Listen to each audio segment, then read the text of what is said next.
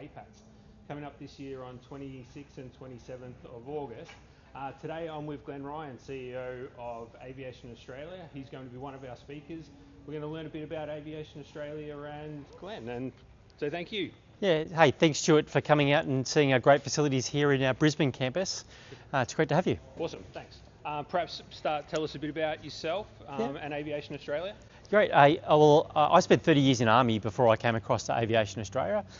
In the last 15 years of that time, I became a training specialist, and I finished up being the Director of Training and Doctrine for Army, both for national and international training that we did. So it was an amazing opportunity, and I think it really set me up well for this role, because in my previous role we had the Aviation Training Centre, the Army Aviation Training Centre, so I knew most of the skill sets. I've just now got to put it into a civil construct here in Australia. Oh yeah, well that should be easy.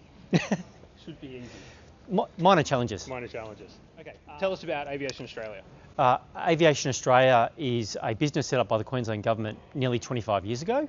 We've now got 5 campuses across Australia, and we've got 4 partnerships internationally. One in Saudi Arabia with the Australian Aviation Riyadh College, one in Sri Lanka with the Sri Lankan Aviation College, one in Vietnam with the Viet Jet Academy, and one in Malaysia with CAE. Our vision is to be a centre of excellence for aviation and aerospace in learning and development, and we're really focusing really hard on that in the coming 5 years. Awesome. And we're obviously in a hangar at the moment. Perhaps what's happening behind us?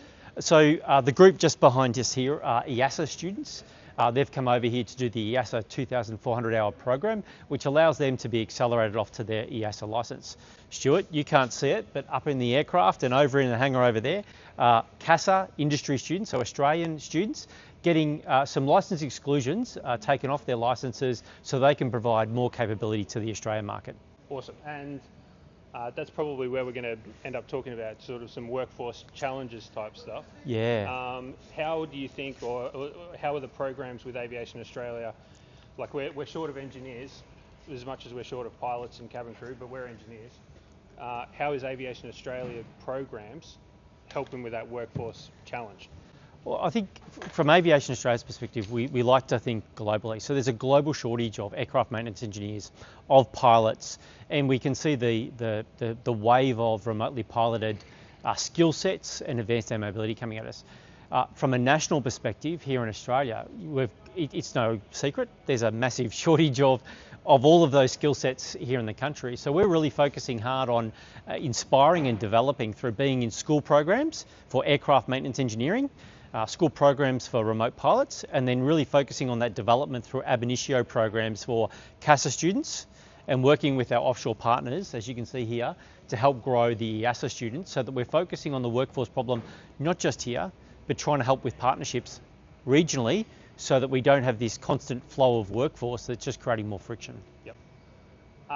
And I actually found it quite interesting before when you said there are 800 Australian apprentices. Yeah. And then plus all of your international students. How big is the cohort at the moment? So we train about 3,000 students a year through all of our campuses here in Australia. But that's a combination of ab initio, which is what the EASA students are doing. And there's about 100 students of international that come here for that 18-month 2,400 EASA program. Yep. And then we've got 816 currently Australian Cert 4 or diploma students, so either to become aircraft maintenance engineers or licensed engineers.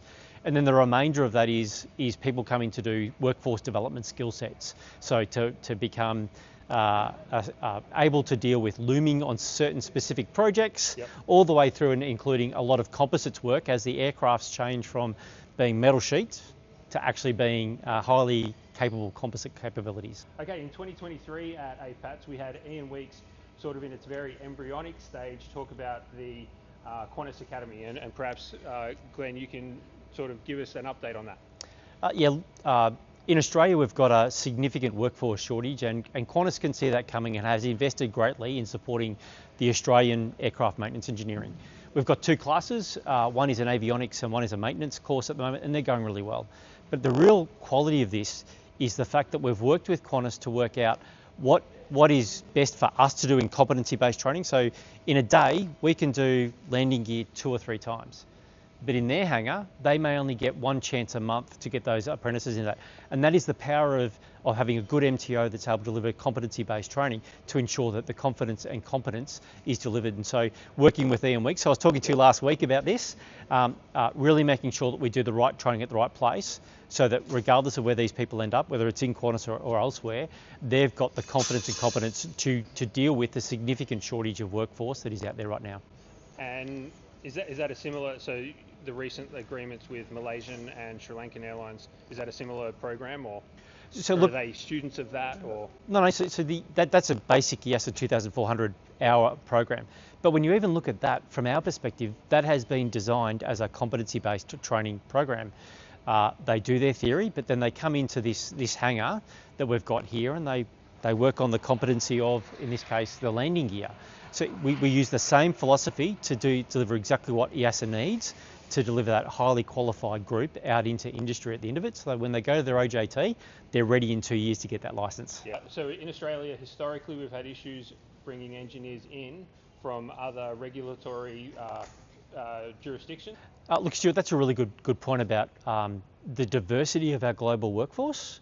And the different regulations that are out there, but also within those regulations, the different standards that are in different hangars, and therefore the real difficult nature in how hard it is for the really big ones, EASA, FAA, GACA, and CASA, to make sure that standards are kept. I think CASA has done a great job in the recent piece of work about which ones do we automatically recognise, but we just also need to acknowledge it's a global with all of these different standards, and we've got to be very mindful of, as an industry, what that means as we move people across different boundaries.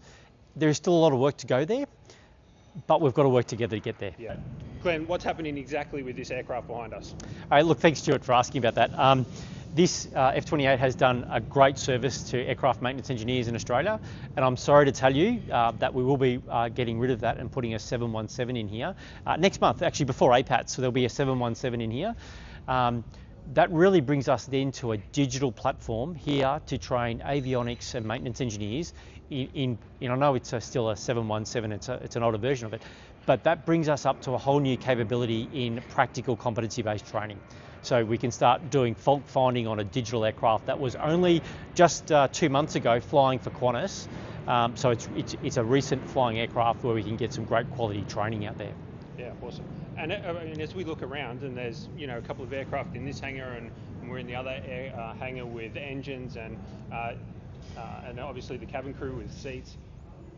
You clearly have good partnerships with people who are ready to fall off the back of a truck. Gift. Yeah. Look, we're very lucky. We've got over 254 employers to the apprentices that we support. And it is a partnership between us and them to do that. And so we're very lucky that we've got a whole hangar over there of different types of engines, everything from piston through to helicopter and through to some of the large old 747 engines, which again provides great maintenance training. And you're right, it's because of good partnerships that we've got a couple of King Airs and other aircraft here, which again provides that great hands-on training to ensure people are confident that when they actually touch the real thing, they've actually done it before. Yeah, awesome. Great. Cool. Well, I look forward to seeing you in Singapore. Yeah, thanks, Stuart. Glenn is going to speak on some competency-based training and probably some of this workforce solution stuff, really expand on what we've spoken about today. If you need to register or link, there'll be something below in the post. But Glenn, thanks for your time. Thanks a lot, Stuart. Cheers.